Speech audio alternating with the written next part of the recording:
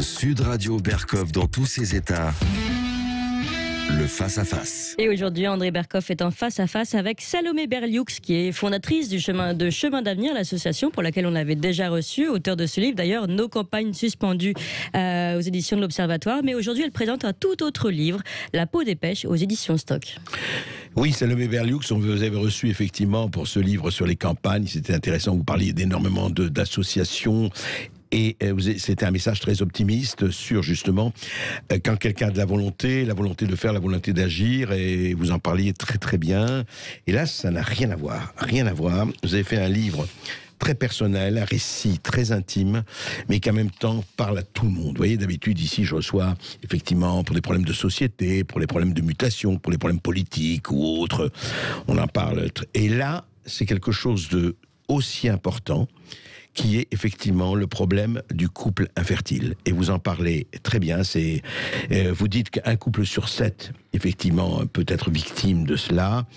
Et vous racontez cette saga très émouvante, effectivement, et puis qui a dû être, on ne peut pas se mettre à votre place, mais on sent la douleur, la frustration que ça peut engendrer à travers les fécondations in vitro, l'espoir de la PMA, de la procréation médicalement assistée, les allées, les venues.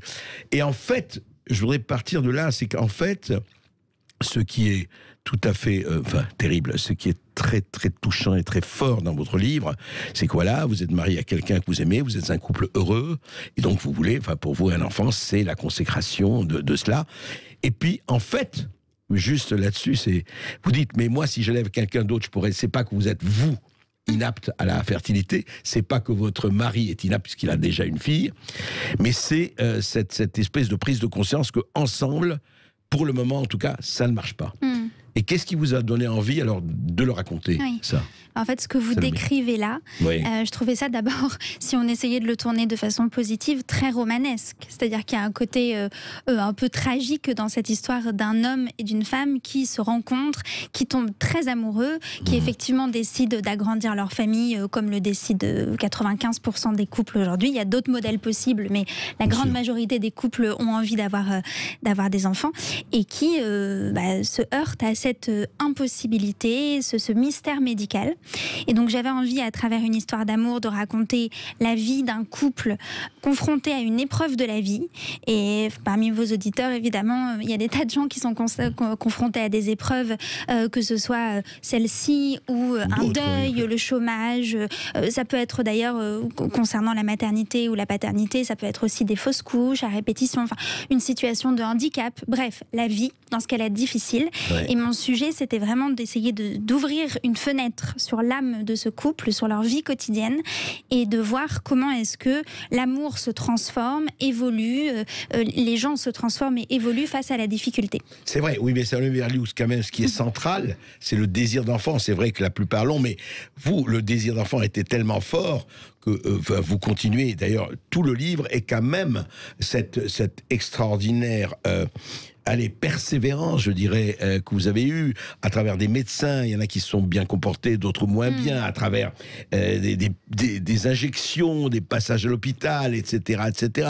La transformation du corps, vous en parlez. Donc, il y a quand même ça aussi. Il y a cette volonté dure comme du fer de dire je veux. Et pourquoi à ce point ? Et ce qui est vrai, c'est que quand vous auriez pu, à un moment donné, vous décourager, changer d'avis. Voilà. Oui, et d'ailleurs, la route est longue, mais ce qui est certain, c'est que quand on est face à un médecin, comme c'est le cas de Diane et Aurélien dans La peau des pêches, et comme ça a été mon cas avec mon compagnon il y a plusieurs années maintenant, un médecin qui vous dit, madame, monsieur, voilà, a priori, vous ne pouvez pas avoir d'enfant naturellement. Il va falloir avoir recours à la médecine si vous voulez éventuellement avoir la possibilité de fonder une famille. Ça a commencé comme ça. Ça commence comme ça. Alors juste parce que pour qu'on comprenne, pour que nos éditeurs, l'explication c'est quoi, que ensemble ça ne marche.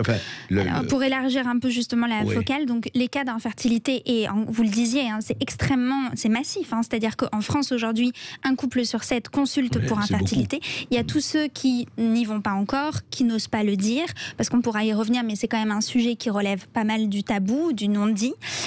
Et dans dans les cas d'infertilité, vous avez l'infertilité féminine, vous avez l'infertilité masculine qui est en hausse drastique, hein, avec notamment une baisse de la qualité des spermatozoïdes de plus de la moitié en 40 ans, donc c'est énorme. C'est énorme, ouais. Et vous avez aussi ce qu'on appelle l'infertilité inexpliquée, donc c'est le cas de Diane et Aurélien, c'est-à-dire une espèce de mystère.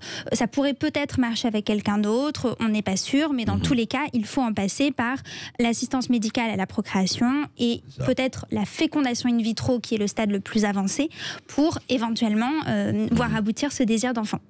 Et alors, donc, on vous a dit, donc voilà, il faut aller, et vous avez tout de suite dit, oui, on va tenter tout ce qu'il y a à tenter. Oui, bah en tout cas, voilà, là, donc après, il y a des couples qui d'ailleurs, et j'en connais, hein, qui ne font pas ce choix, qui se disent, ce n'est pas possible, on n'a pas envie. Et nous, effectivement, et c'est le cas des personnages que j'essaie de décrire, qui sont évidemment... Alors, de toute façon, quand on écrit un livre sur ce sujet-là, on y met forcément énormément de soi, sinon ça n'a pas de sens. Donc, ça part de notre expérience personnelle, c'est en ce sens un témoignage, mais j'avais envie d'élargir un petit peu le champ et de nourrir aussi ce témoignage de ceux d'autres personnes. Donc et puis ce sont des personnages, c'est un roman au sens où le texte est un texte littéraire, c'est pas un essai, c'est pas un documentaire, c'est une histoire dans laquelle j'ai envie que le lecteur puisse plonger et, comme vous le disiez, qu'il soit concerné ou non, que cela le concerne directement, que cela concerne sa voisine, sa patronne, son cousin, des amis. Revenons à la persévérance, à ça. Vous dites qu'il y a d'autres couples qui l'ont pas fait, non, et vous, alors vous dites... Nous décidons de le faire. Voilà, vous décidez de le faire et vous décidez d'aller jusqu'au bout.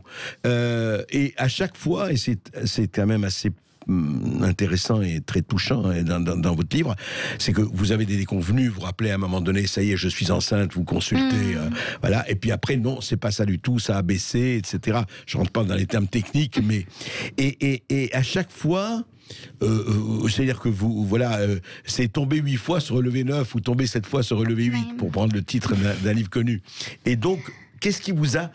Ma question, c'est ça. Qu'est-ce qui vous pousse et qui vous dit, eh ben, pas question, je ne cède pas, j'arrête pas.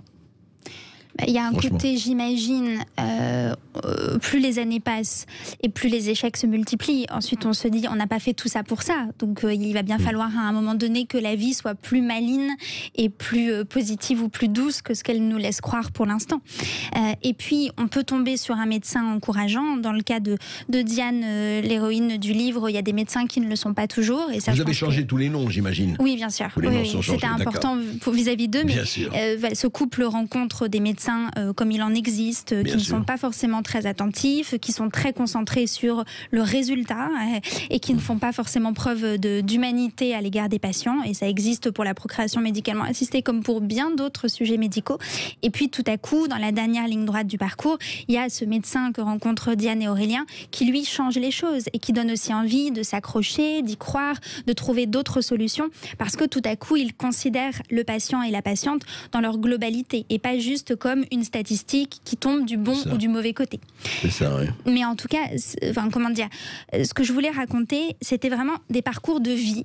Un homme, et c'est important de parler des hommes dans la procréation médicalement assistée, parce qu'on a trop tendance à penser que c'est un sujet qui concerne les femmes, parce que ce sont elles qui subissent toute la dimension médicale.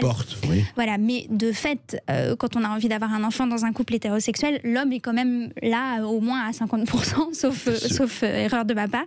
Donc raconter ce parcours de ces deux personnes et la façon dont, comme vous le dites, ils tombent, ils remontent sur le cheval, ils se prennent des coups qu'ils n'auraient jamais imaginé possibles. Il y a des échecs, des moments d'espoir, et puis surtout la vie qui continue à côté. Parce que quand on est dans un processus de procréation médicalement assistée, on continue à travailler, on continue à avoir sa sœur qui tombe enceinte, sa meilleure amie qui tombe enceinte, à aller tous les jours, à se lever tous les jours pour enchaîner, et à avoir les années qui passent, le sentiment aussi justement que le temps avance. Donc c'était tout ça que j'avais envie de raconter. Et oui, vous le racontez très très très bien. En plus, justement, alors du point de vue de votre expérience, la femme et l'homme, les réactions sont très différentes ou pas? Parce qu'on sent dans le, moi je dirais dans le récit ou dans le roman, appelons-le comme on veut, c'est pas un problème. Non, c'est un récit littéraire, vous avez raison. C'est un récit littéraire plutôt qu'un roman, moi je dirais, oui. Et est-ce que l'homme, en fait, il vous a toujours accompagné et il était aussi atteint que vous? Je ne dirais pas atteint dans son corps, parce que c'est pas lui qui se fait piquer ou etc. Mais aussi atteint que vous? Franchement. Ou autrement? Je pense, si on parle en termes quantitatifs, autant atteint, oui. je pense. Après, dans le cas de Diane et Aurélien, la petite différence, c'est que Aurélien a déjà une petite fille d'une première union. Autre sujet d'ailleurs que j'avais envie d'aborder en filigrane, qui est la question des familles recomposées, des divorces, de tout le challenge quand on élève un enfant qui n'est pas le sien, etc. Mais il n'empêche que quand un homme a très très envie d'avoir un enfant avec une femme et qu'il n'y arrive pas, je pense qu'il peut être très malheureux et se sentir aussi coupable de voir la femme qui est à côté de lui subir des traitements, avoir des fausses couches. Donc c'est différent en termes de nature, mais c'est au moins aussi fort. Alors justement, vous parlez de culpabilisation et vous en parlez beaucoup dans votre livre. Salomé Berlioux, j'allais oublier le X. Est-ce que vous vous êtes senti, parce que vous parlez, vous êtes senti coupable et de quoi en fait? C'est là où c'est un vrai sujet de société, je pense, mais qui d'ailleurs touche à plein d'autres réflexions qu'on peut avoir sur l'injonction à la maternité quand on a une trentaine d'années. C'est fou. Enfin, je veux dire, j'avais encore une amie qui me disait tout à l'heure, moi, quand je rencontre des gens, on me demande systématiquement « Et vous avez déjà des enfants ?» Sous-entendu, non seulement il faut que vous en ayez, mais en plus, chop chop, l'horloge biologique tourne. Donc, en plus, alors vous attendez quoi? Voilà, c'est ça. Ou, je sais pas, quand vous déménagez, on vous dit ah, mais vous avez pris une pièce de plus, c'est parce que votre famille s'agrandit. Non, pas forcément. Peut-être que j'avais juste tout à coup les moyens d'avoir un peu plus d'espace. Une chambre d'amis, exactement. Donc, tous ces raisonnements, ces schémas qui font pas quand même peser une forme d'injonction, de lourdeur sur les épaules de la femme, même si elle travaille, même si elle est moderne, même si elle est bon. Et donc, dans le cas de l'infertilité, ça veut dire que tout à coup, face à ça, vous avez un diagnostic qui vous dit, et le regard de la société qui vous dit, madame, contrairement à ce que vous pensiez, vous n'êtes pas forcément aussi femme que vous le pensez, puisque vous n'allez pas pouvoir vous accomplir dans la maternité, et vous n'allez pas réussir à porter un enfant. Et donc, il y a une forme, oui, de culpabilisation, ou en tout cas de sujet un peu honteux autour de tout ça. Je pense que le sujet fait peur, d'après ce que j'en vois, c'est-à-dire que les gens ont peur de parler de ça. D'ailleurs, certains de vos collègues, autres journalistes, je pense que quand on leur parle de la question, ne reçoivent pas forcément l'auteur d'un livre sur ce thème, parce que ça les dérange, ils savent pas forcément comment le traiter, parce que aussi, quand on parle de la PMA aujourd'hui en France, on en parle toujours comme de l'élargissement d'un droit. Le droit pour les femmes seules, le droit pour les couples homosexuels. C'est très important de poser ce sujet sur la table. Mais il n'y a pas que ça. Tout à coup, la grille de lecture est un peu brouillée, si vous venez dire aux gens, mais c'est aussi le drame de couples hétérosexuels, donc un peu banal, hétérosexuel, mais qui essaie de fonder une famille. Et donc, ce tabou-là, je trouve intéressant d'aller le gratter, d'aller le questionner, d'aller le secouer, parce que, et c'était ce que je vous disais tout à l'heure, je reçois tous les jours, depuis la sortie du livre, des vingtaines de témoignages, j'en ai reçu plus de 200 depuis la sortie, depuis 2 semaines, de gens qui justement disent « merci de mettre des mots là où il n'y en a pas ». Eh bien, nous allons continuer à gratter, à secouer. Effectivement, nous n'avons aucun tabou ici et rien ne nous dérange. On va continuer à parler avec Salomé Berlioux après les informations. Et puis vous aurez la parole à partir de 13h15. Justement, venez intervenir. Peut-être que vous êtes concerné par ce genre de problème d'infertilité.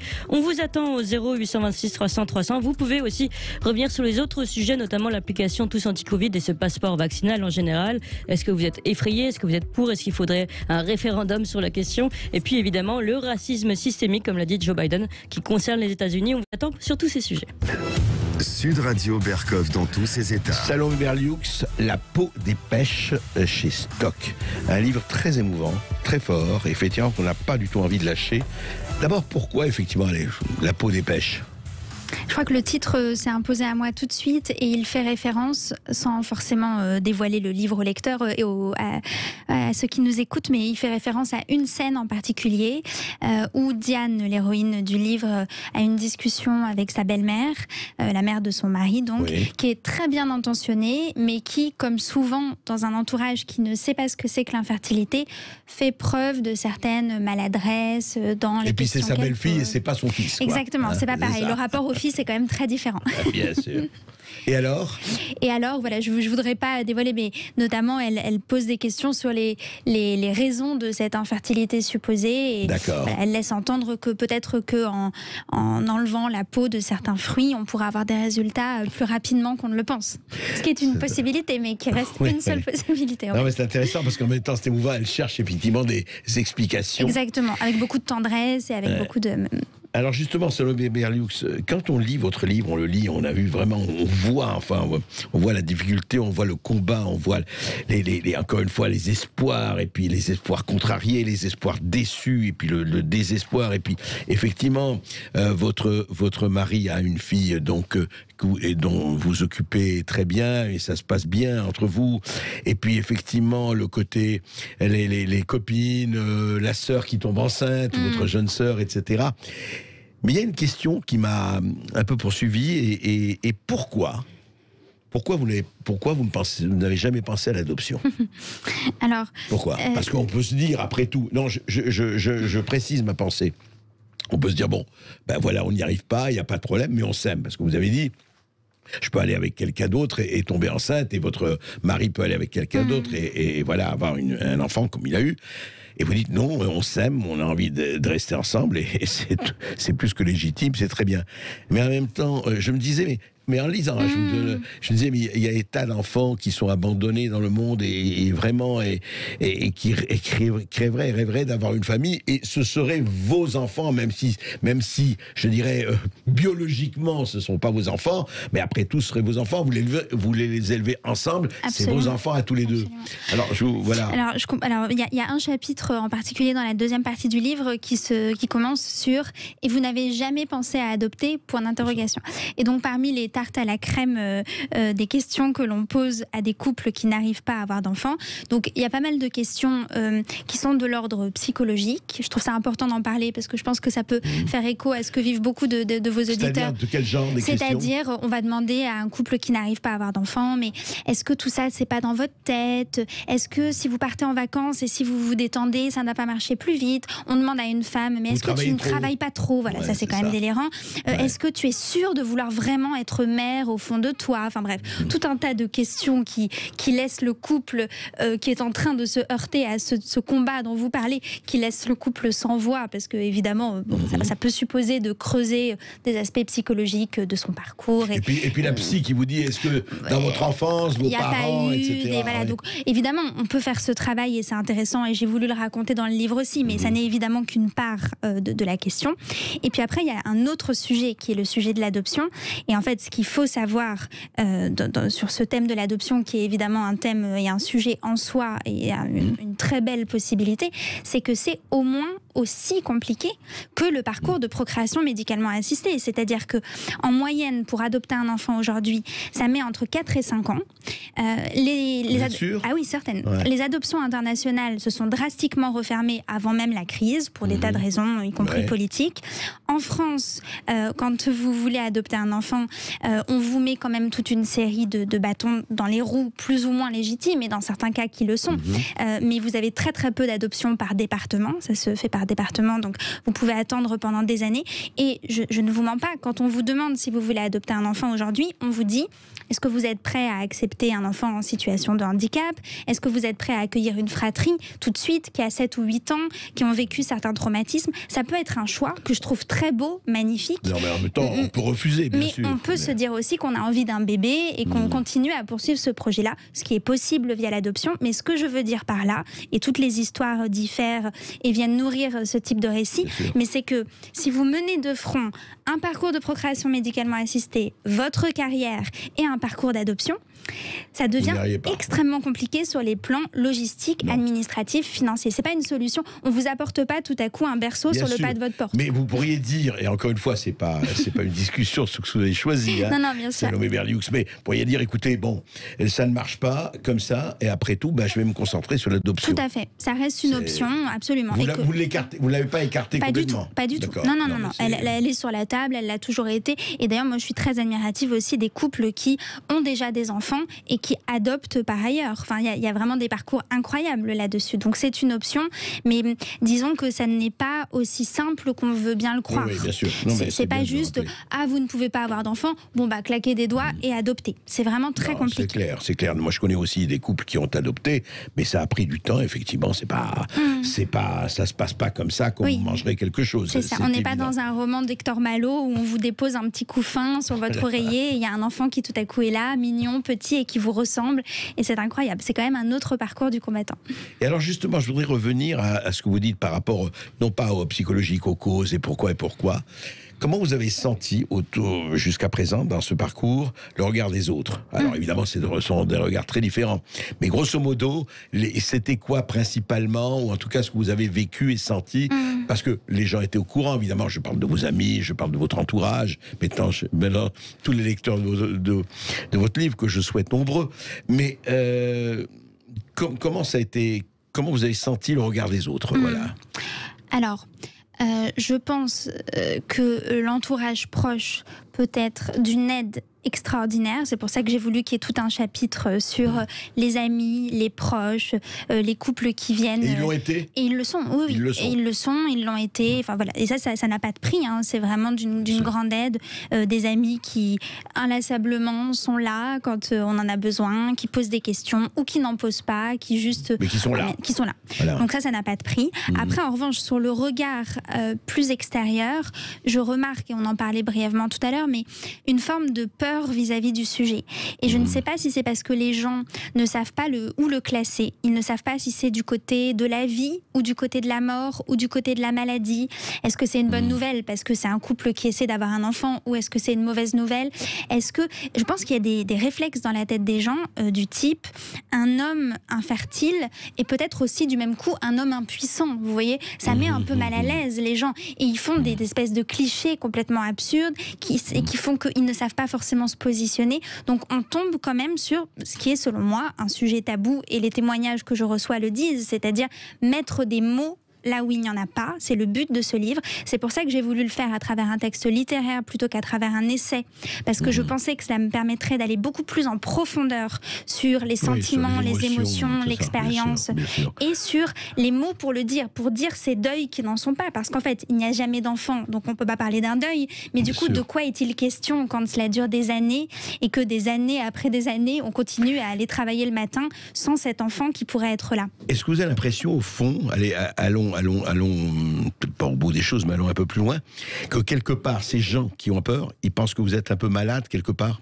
que ce couple est un peu malade. Quand je dis malade, c'est pas péjoratif, c'est qu'il a un problème. Absolument, absolument. Je pense que les gens se demandent où est le bug, en fait. La faille. Oui, c'est ça.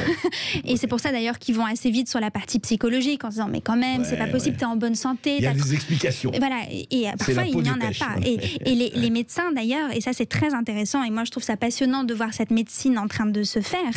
Les médecins eux-mêmes, quand ils sont bien positionnés et honnêtes, avouent parfois leur méconnaissance encore du sujet. Ils tâtonnent, on les voit faire. Mais écoutez, c'est comme le virus, hein. On ne sait pas. Enfin, on l'a pas su et on ne sait pas. Il y a beaucoup de choses qu'on ne sait pas encore. Ce sont des sujets qui sont récents, et on voit vraiment une science en train d'être élaborée avec des progrès qui peuvent être drastiques, mais avec toujours des mystères. Et le dernier médecin que rencontre Diane est d'une grande humilité de ce point de vue-là, en disant on va essayer des tas de choses, tourner tous les leviers, je rouvre tous mes livres de médecine pour essayer de trouver la faille, la solution, la peau de banane sur laquelle Diane et Aurélien se cassent la figure depuis des années. Et peut-être qu'on va trouver, mais à ce stade, je ne sais pas, madame. Je ne sais pas ce qui se cache derrière l'infertilité de votre couple. Ouais. Et ce qui est étonnant, c'est que vous avez dit, mais moi je suis prêt à être cobaye. Je suis prêt à essayer les protocoles les plus nouveaux qui ne sont pas encore effectivement validés. C'est vrai? Vous êtes prête à aller partout. Je trouve ça. Oui, en fait, je trouve que quitte à y être, si vous voulez, et quitte à, et ça, je pense qu'il faut le dire, parce que beaucoup d'auditrices doivent vivre ça, quitte à un moment donné abdiquer une part de soi sous le poids des traitements, des interventions chirurgicales, avec anesthésie générale, sans anesthésie générale, des fausses couches à répétition. Autant que ça serve à soi et aussi aux autres. Autant essayer de faire avancer les choses. Et d'ailleurs, le livre, en un sens, et très modestement, mais est une façon de faire ça aussi, c'est-à-dire de se dire comment est-ce que d'une souffrance personnelle, on peut, en faisant du judo avec cette réalité douloureuse, faire quelque chose de collectif et essayer de faire monter à bord le plus de personnes possible. Oui, mais Salomé Berlioux, vous êtes une jeune femme, vous êtes une jolie femme, vous n'avez pas peur de vous perdre ? Alors là, si vous allez trop loin. Vous voulez dire sur le plan médical notamment? Oui, parce que sur la première partie qui est montée justement sur des sujets de société pour les mettre sur la table, les challenger et trouver des solutions collectives. Absolument pas peur de me perdre. Au contraire, je pense que c'est qui je suis profondément. Non, je vous parle par rapport aux expériences et par rapport aux... de toute façon, c'est là où les médecins sont quand même... ils font pas n'importe quoi. Ils sont aux manettes.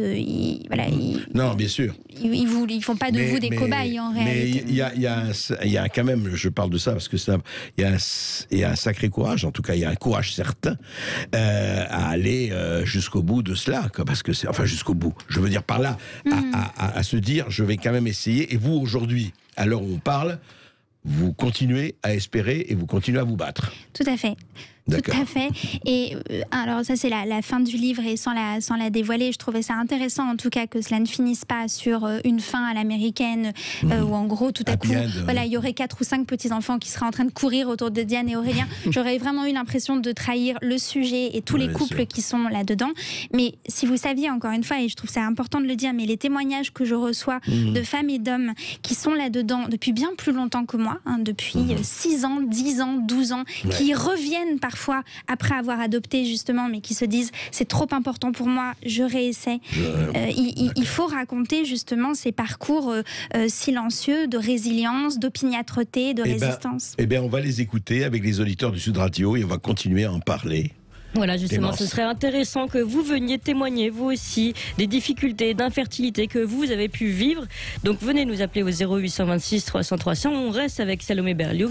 Et puis, comme je vous l'ai dit tout à l'heure, on vous attend sur les autres sujets aussi. Cette application Tous Anti-Covid qui est un pas supplémentaire vers le passeport vaccinal. Et puis, le racisme systémique vendu par Joe Biden sur son pays. On vous attend sur tous ces sujets. À tout de suite.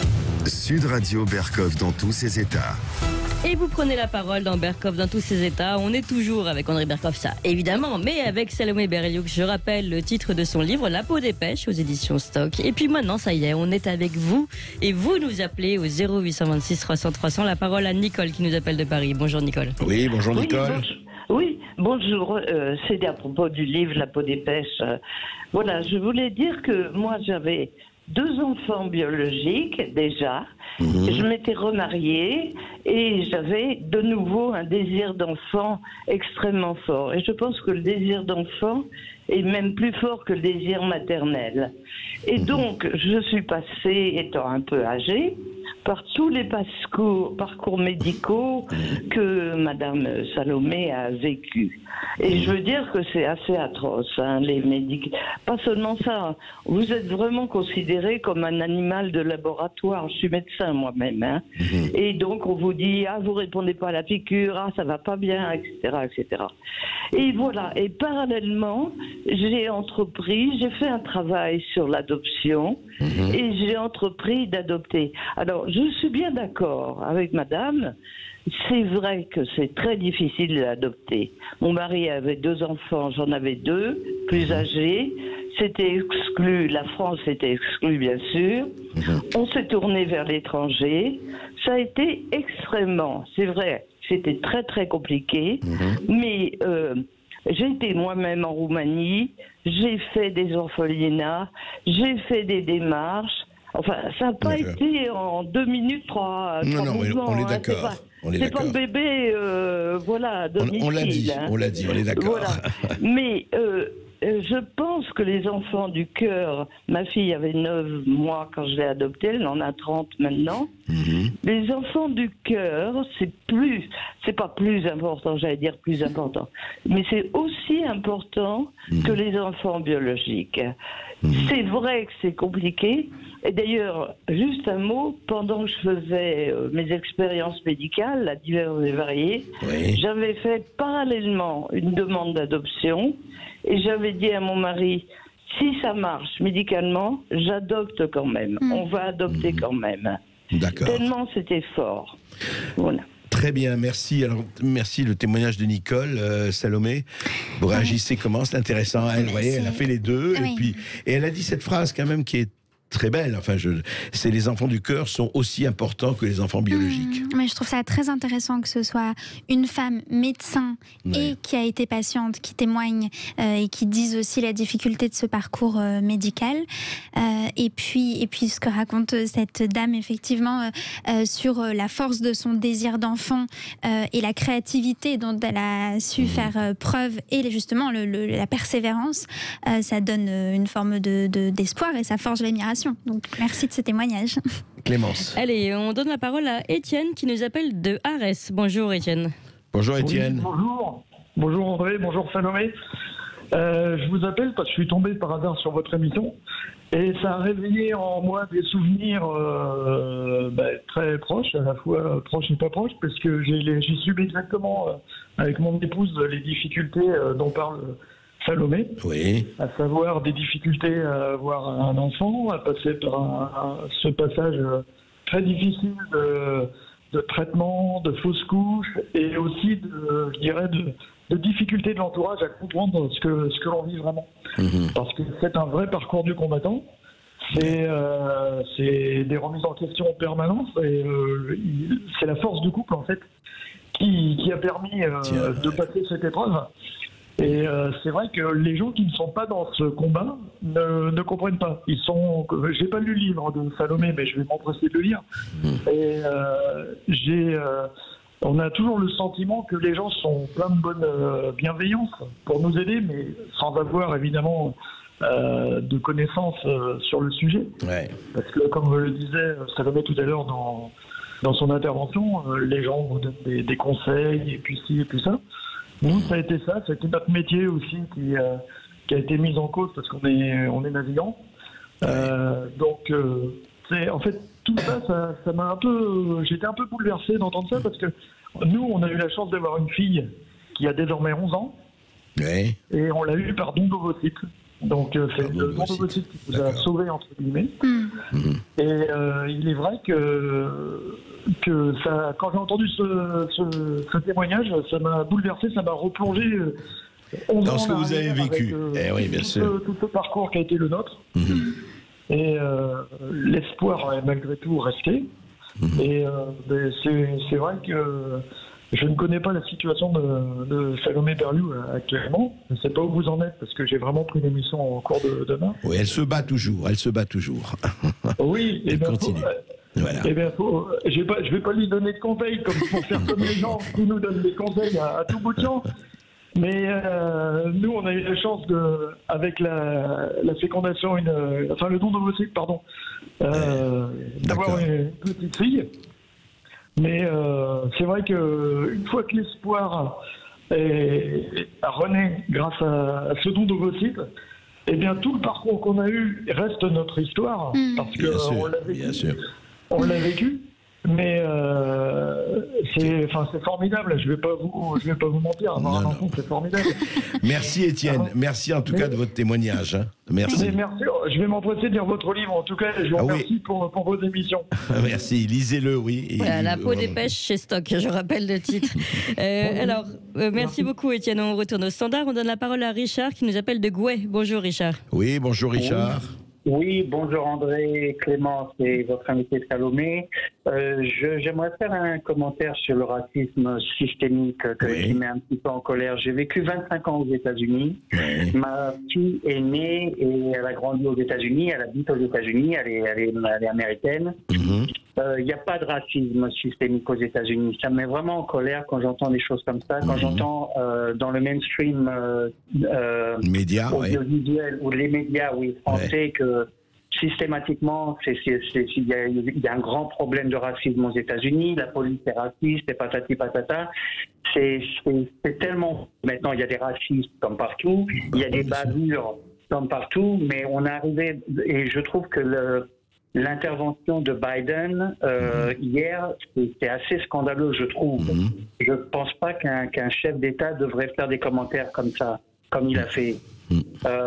Quand j'entends certains aujourd'hui noirs qui pointent du doigt les noirs qui aiment la France et qui ne se sentent pas comme des victimes.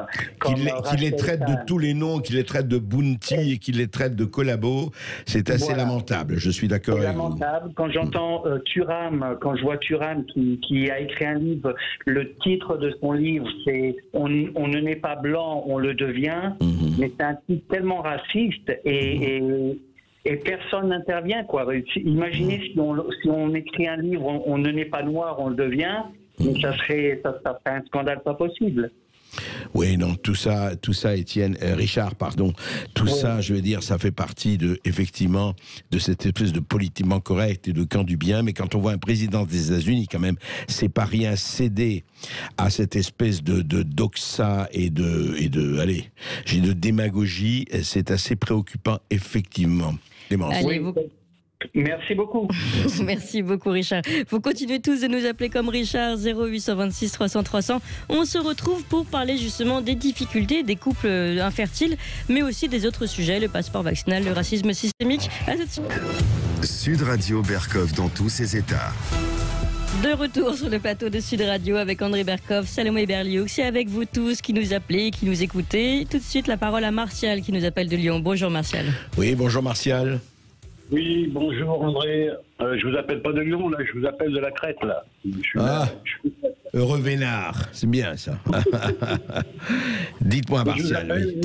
Je vous appelle parce que je suis un peu l'actualité. Ouais. Et puis, le procès de Viry-Châtillon, le procès de la pauvre dame Halimi, et je suis vraiment horrifié, quoi. C'est vraiment. Je pense que au niveau de la magistrature, il faut mettre un coup de pied dans le contenir, là. Il faut faire quelque chose. On peut se poser vraiment des questions. On entend les propos de l'avocat général au procès de Viry-Châtillon. Vraiment, il y a deux poids, deux mesures. Et la question que je voudrais poser, c'est. Pour la pauvre dame qui a été balancée par la fenêtre, si ça avait été une musulmane, est-ce que le jugement aurait été le même ?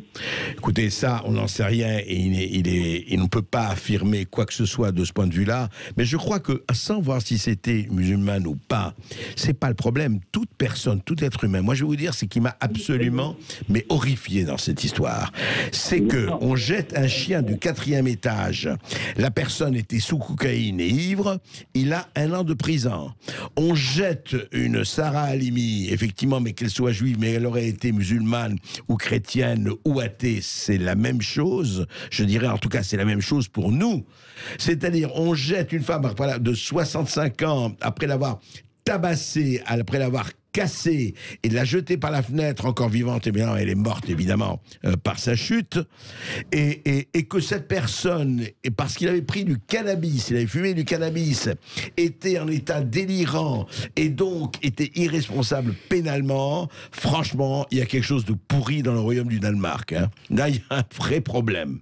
Alors, comment le résoudre et comment voir comment s'opère une certaine partie de la justice, parce qu'il ne s'agit pas de mettre tous les magistrats dans le même sac, mais il y a incontestablement un vrai problème, et tant que ce problème n'aura pas été mis sur la table et adopté, et vraiment tout le reste, ce sera des bavassages politiques en disant nous allons faire, et nous on fait rien. Je crois. Vous en pensez pas? Vous pensez, Martial? Moi, oui, exactement. Je suis tout à fait de votre avis. Mais ce qui m'horripile le plus dans tout ça, c'est la passivité des Français face à des faits qui sont hallucinants, quoi, des jugements qui sont hallucinants. Oui, non, il y a effectivement un problème, et c'est un vrai problème qui est là et qui est posé. Et on verra bien, parce que si ça continue comme ça, à un moment donné, vous savez, les Français ont toujours fait des révolutions avant des réformes. Et c'est les réformes qui suivent les révolutions. Alors je ne dis pas que je souhaite une révolution, je dis simplement qu'il ne faut pas qu'ils oublient que chaque Français est responsable, effectivement, de ce qui se passe. Et s'il croit que, en fait, lui, pour être protégé dans son alvéole, il ne faut pas qu'ils se souviennent que les alvéoles deviennent très souvent des maisons de passe, en tout cas des passoires et des open bars. Alors, Merci beaucoup. En tout cas, on retourne au standard et on donne la parole à Dos qui nous appelle de Héran, c'est en Haute-Garonne. Bonjour Dos. Oui. Bonjour à toute l'équipe de Sud Radio. Allez-y, Dos. Je voulais revenir là, sur le Covid. Oui. Je comprends. Alors, en écoutant les généticiens, visiblement, on n'est pas à l'abri d'avoir un de ces quatre, un variant qui résiste au vaccin. Chaque fois, ils nous disent, bon là, cette fois-ci, on a de la chance, on a de la chance, on a de la chance. Donc, en parallèle de ça, je comprends pas, puisqu'on est dans la politique du quoi qu'il en coûte, je comprends pas pourquoi on lance pas des chantiers d'hôpitaux. Pourquoi on ne casse pas le numerus clausus des docteurs et qu'on ne forme pas des docteurs au nombre qu'on en a besoin. En plus, moi j'habite dans le Comminges, c'est une catastrophe la médecine. Les médecins, ils n'arrêtent pas de partir à la retraite, il n'y a personne qui veut les prendre, qui veut les remplacer. Et là j'ai passé 10 jours en réa, ça a été l'enfer. Vous avez eu le Covid, Dos ? Tous les jours. Non, j'ai pas eu le Covid. J'avais un problème pulmonaire. D'accord. Et ça a été l'enfer parce que tous les jours, j'avais un docteur différent qui voyait le ciel d'une couleur différente. Le service n'était pas adapté parce que moi, j'étais relativement en forme. On m'a posé un drain au poumon, mais le reste fonctionnait. Donc, je me suis retrouvé dans un environnement hyper stressant. Ouais. Et là, dorénavant, je vais aller directement à Toulouse. Quelle que soit la bienveillance du personnel, attention. Je vois bien que notre hôpital, il est en train de mourir. Et si jamais on a un variant qui résiste au vaccin, on fait quoi ? Écoutez, vous posez la question que l'on pose très régulièrement dans l'émission. On reçoit souvent, vous savez, Bernard Cron et puis beaucoup d'autres épidémiologues, virologues et autres, et généticiens, effectivement. On a reçu ce matin Jean-François Toussaint. Le problème, il est posé par tout le monde. C'est qu'on a laissé, effectivement, on a supprimé des lits d'hôpitaux. On a considéré l'hôpital, mais c'est il y a 20 ans, hein, c'est pas nouveau, comme une entreprise. On a fait des quotas. On a multiplié l'administration. Vous savez que 33% du personnel hospitalier, c'est des administrateurs, en tout cas 30% au moins, c'est des administrateurs, donc ils ne touchent pas un malade, et voilà. Et donc, on ne va pas passer l'émission là-dessus, simplement, effectivement, Dos, il y a un problème de responsabilité des Français. Il y a eu le problème, c'est qu'on s'est détourné de tout ça parce qu'on pensait que ce n'était pas notre problème, et on allait voter une fois tous les 6 ans quand on allait voter, et on ne protestait pas parce qu'on ne protestait pas. Et pendant ce temps-là, vous avez des bureaucrates de droite comme de gauche, vous avez des administrateurs de droite comme de gauche, ça n'a rien à voir avec la tendance, qui ont effectivement étatisé, tableau excelisé, et qui ont fait de l'administration. Et voilà. Et ce qui explique que l'hôpital aujourd'hui, bon, on n'est pas dans une situation désespérée, bien sûr, heureusement. Mais enfin, on est effectivement... Et juste un mot, Clémence, on en parlait ce matin, vous savez qu'il y a eu un institut australien dans la gestion du Covid, ils ont regardé mondialement, la France est pour l'efficacité dans la gestion du Covid, la France est 73e sur 93 pays. 73e sur 93 pays, ce qui quand même donne à effectivement réfléchir. Allez, en tout cas... Pardon ? Oui, allez-y. En tout cas, et nous, quand je parle avec des gens, on a l'impression qu'on a toujours le meilleur système de santé de la planète. Ah ben oui, bien sûr. Bien sûr, on est les champions, on est... ça. Non mais c'est ça. Enfin. Bon, merci beaucoup. À vous aussi, Marc. Merci beaucoup, Dos. On donne la parole à Odette qui nous appelle de Toulouse. Bonjour, Odette. Bonjour, je suis Odette, mais de Toulouse, 66 350, les PO. Le pays de la FEB, c'est des Catalans. Ah, vive les Catalans. Alors, moi, je crois que j'ai entendu le monsieur qui était avant moi parler du Covid, mais moi, c'était pas pour le Covid que j'appelais. J'appelais au sujet du livre sur Diane et Aurélien, oui. Ce roman sur la PMA et la FIV que j'ai trouvé.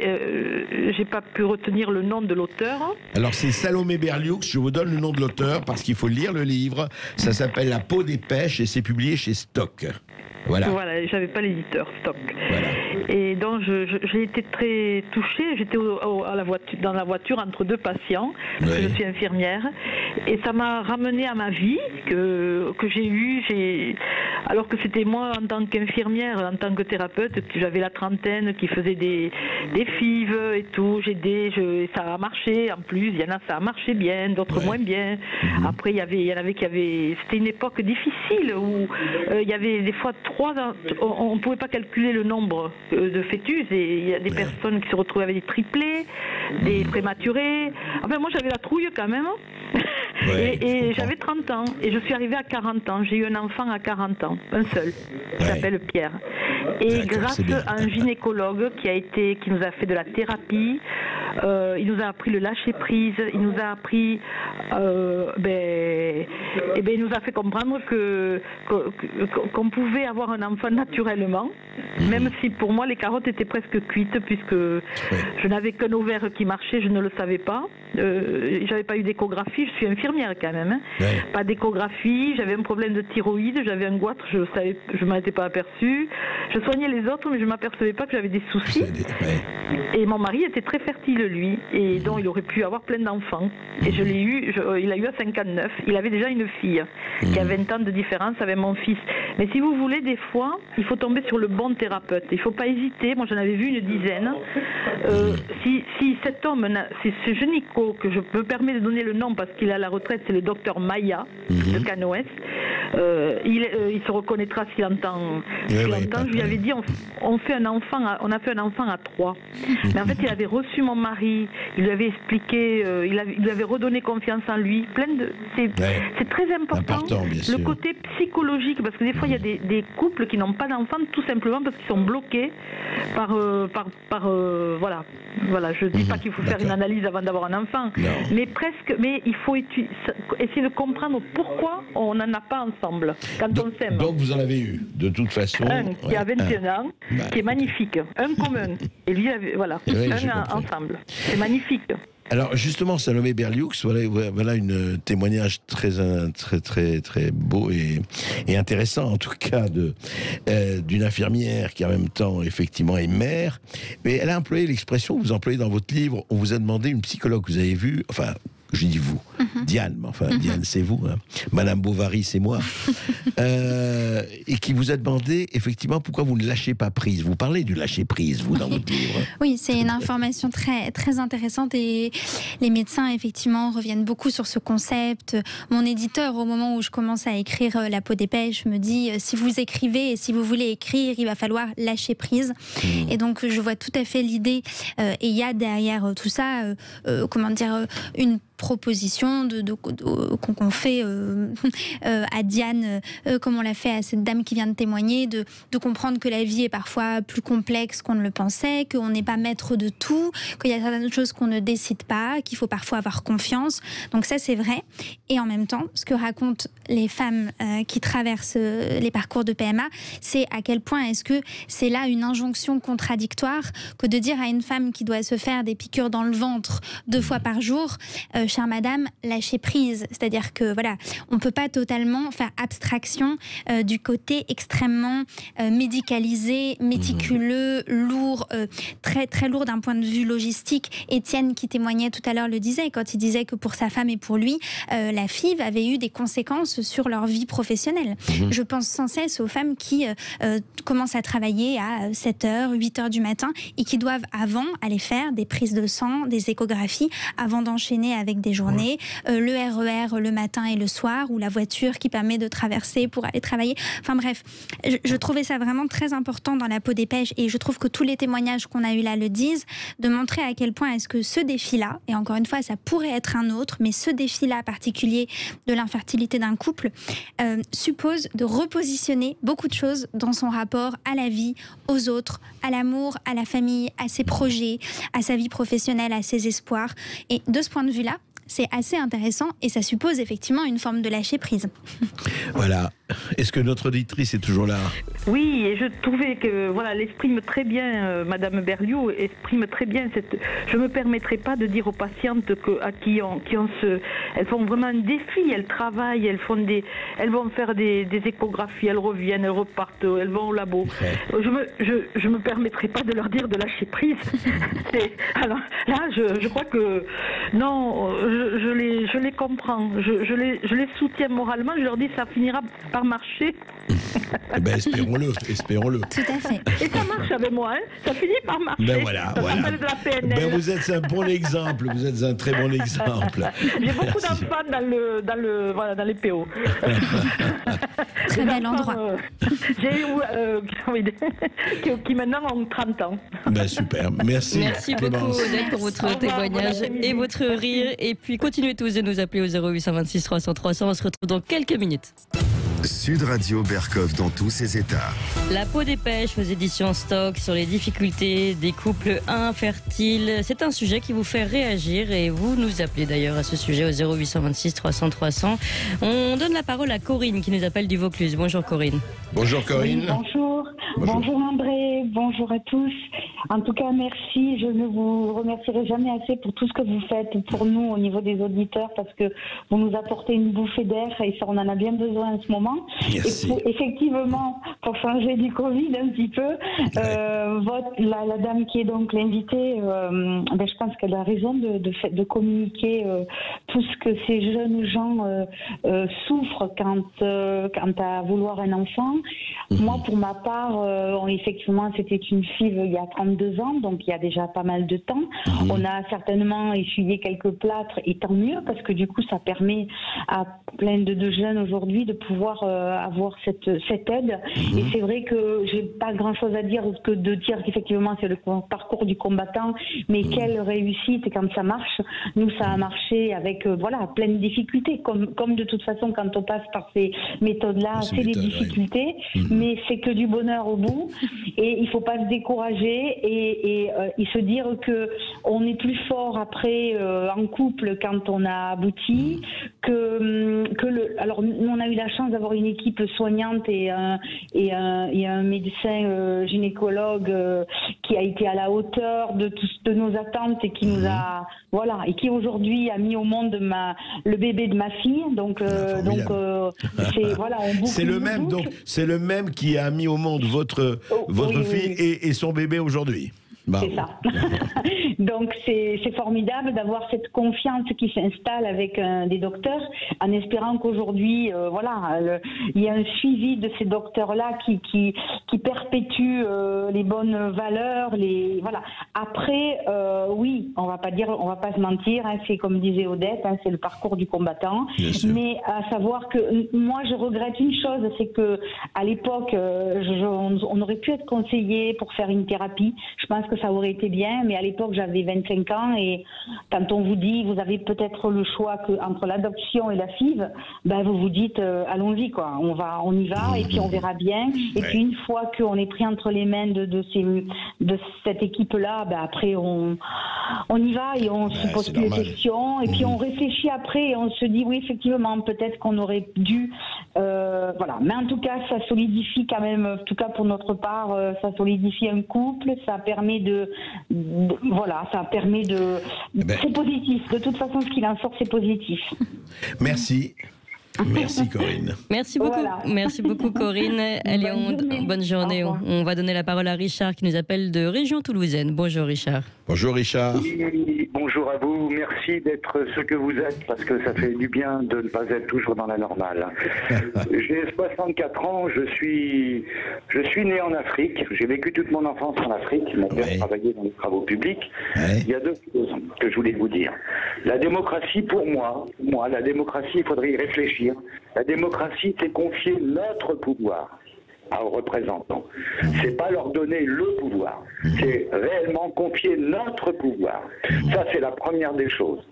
La deuxième des choses, il faut quand même savoir que nous avons une chance, notre pays, comme d'autres pays qui ont été des colonisateurs, parce que nous avons été ahurissant dans notre attitude. Quand nous arrivions sur un territoire, quel qu'il soit sur la partie du monde, dans le monde, on disait au peuple qui habitait ces régions, on leur disait à partir de demain vous allez parler français et votre Dieu c'est le nôtre, c'est pas le vôtre.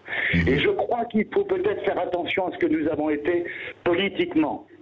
Et parce que je crois qu'humainement parlant, nous nous sommes réjouis de notre image de pays des droits de l'homme. Je ne suis pas intimement persuadé que nous ayons toujours respecté cette image. Voilà, c'est tout ce que je voulais dire. D'accord, oui, non, mais il faut toujours faire des piqûres de rappel, Richard, et en tout cas la démocratie peut-être est une chose, vous savez, on disait que la politique est une chose trop sérieuse pour être laissée aux politiciens, on se demande si la démocratie est une chose trop fine pour être laissée à un certain nombre de gens. Vraie question. Ça peut être alors. Merci beaucoup Richard en tout cas. Bonne journée à vous et bonne merci. Journée. Clémence, une autre question, il y a des questions là. Oui, nous avons Valentin, mais je ne sais pas d'où il l'appelle. Bonjour Valentin. Oui, bonjour. Bonjour Valentin, vous appelez d'où? De Castelnaudary. Eh bien, très bien. Castelnaudary. Alors, allez-y Valentin, on vous écoute. Mais moi, je voulais intervenir sur un sujet assez d'actualité par rapport au multiculturalisme. Oui. Je voulais en fait déconstruire cette idéologie mortifère, parce que pour moi il n'y a pas de multiculturalisme aujourd'hui en France, ça n'existe pas, c'est-à-dire que c'est une grosse tartufferie.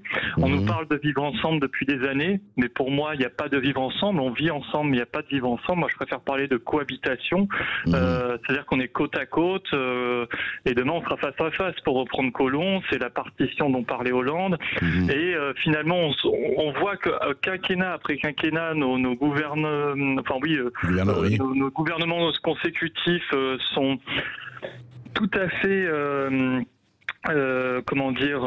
conscients de ce qui se passe actuellement, mais le problème c'est qu'ils sortent la vérité une fois qu'ils sortent aussi du pouvoir, donc c'est assez inquiétant. On se dit mais quand ils ont les manettes de notre pays, pourquoi ils ne font pas le nécessaire au moment donné, et de la même manière quand cette fameuse mère qui parle du prénom Pierre et que il manque pas mal de pierres dans les banlieues. Oui, la mixité. Oui. J'ai envie de dire oui, effectivement, mais bon, quand on voit en Seine-Saint-Denis que le premier prénom donné c'est Mohamed, faut pas s'étonner qu'effectivement le Pierre n'existe plus. Je crois qu'il a été donné 500 et quelques fois, je sais plus, j'avais regardé ça, qu'il avait été donné 500 et quelques fois l'an dernier ou quelque chose comme ça. Bon, c'est pas étonnant qu'il n'y a pas de multiculturalisme, mais j'ai envie d'ajouter autre chose, c'est que aujourd'hui, on critiquait Zemmour sur son fameux polémique des prénoms, et aujourd'hui on revient sur les prénoms, donc ça m'a fait un petit peu rire, quoi. C'est-à-dire que le prénom est vraiment un facteur finalement identitaire, et ce qui est normal. Oui, c'est un symbole, mais je vous dis en deux mots, Valentin, je crois que la question que vous posez, elle est posée depuis longtemps. Je crois qu'il y a deux choses. Il faut se rappeler ce que disait Pasqua. Les promesses n'engagent que ceux qui les écoutent, hélas. Et deuxièmement, malheureusement, il y a beaucoup de politiciens et très peu d'hommes d'État. Et vous savez ce que disait Churchill, la différence entre un politicien et un homme d'État, c'est que le politicien ne pense qu'à sa réélection et l'homme d'État pense aux futures générations. Et il est là le problème. Je voudrais revenir avec Salomé Berlioux. Je voudrais quand même qu'on arrive un peu en fin d'émission.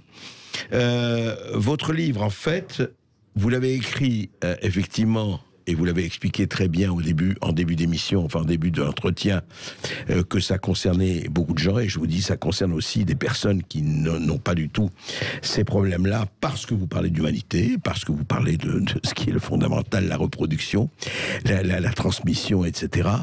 Mais au fond, c'est quelque chose aujourd'hui, ce livre sort, et vous continuez à vous battre. Et donc, si demain, vous avez des enfants, vous ferez un tome 2. Oui, alors, peut-être que ce serait moins original et moins intéressant. Mais en tout cas, je vais continuer à écrire, ça c'est certain. J'ai des idées déjà pour un autre livre aussi littéraire. Et merci de ce que vous dites sur la dimension universelle du texte, parce que effectivement, j'ai, en l'écrivant, essayé de partir du très très intime et du très personnel pour idéalement toucher à une forme d'humanité que vous évoquiez à l'instant. Alors, c'est pas tout, enfin voilà, la question c'est est-ce que grâce à l'écriture ça peut être réussi ou pas. Mais l'objectif était, comme vous le disiez, qu'un couple, une personne qui ne traverse absolument pas ce parcours-là puisse y retrouver des morceaux de lui. Malgré tout, ces réflexions sur justement les familles recomposées, sur le rapport au médecin, sur le rapport au temps qui passe, sur le couple, tout simplement. Et que chacun puisse y trouver quelque chose de lui-même. Oui, j'ajouterais que ce qui est intéressant dans votre livre, justement, il n'y a pas des drames entre vous, il n'y a pas des drames familiaux, il n'y a pas des catastrophes, il n'y a pas de la violence, il n'y a pas du pervers narcissique, comme on le rencontre dans 400 bouquins et demi, il n'y a pas... Non, là, ça marche, le couple marche, mais l'enfant ne marche pas. Bon, et là, vous posez donc le problème à la fois sur le plan médical, à la fois sur le plan psychologique, à la fois sur le plan des autres, sur le plan amoureux, etc. Et en fait, là, vous sortez aujourd'hui, entre la peur et l'espoir, vous choisissez l'espoir? Toujours, de toute façon, ou en tout cas l'esprit de décision. Mais je trouve que ça ressort beaucoup des témoignages qui ont été faits depuis tout à l'heure. C'est quand même une forme d'espoir, l'appel à l'espoir, justement. Battez-vous. Et la plupart des gens ne disent pas « je regrette profondément de m'être battu ». Donc il y a du sens derrière tout ça. Merci. Merci à vous. Merci beaucoup Salomé Berlioux. Je rappelle le titre de votre livre pour que tout le monde puisse le trouver dans les meilleures librairies, n'est-ce pas, et l'offrir à vos amis. La peau des pêches aux éditions Stock. Et puis Sud Radio continue avec Brigitte Lahaye qui pose cette question, l'importance de notre première fois, dans la construction de notre sexualité, comment se sortir d'une mauvaise expérience. C'est avec Samuel Comblaise. Allez, à tout de suite.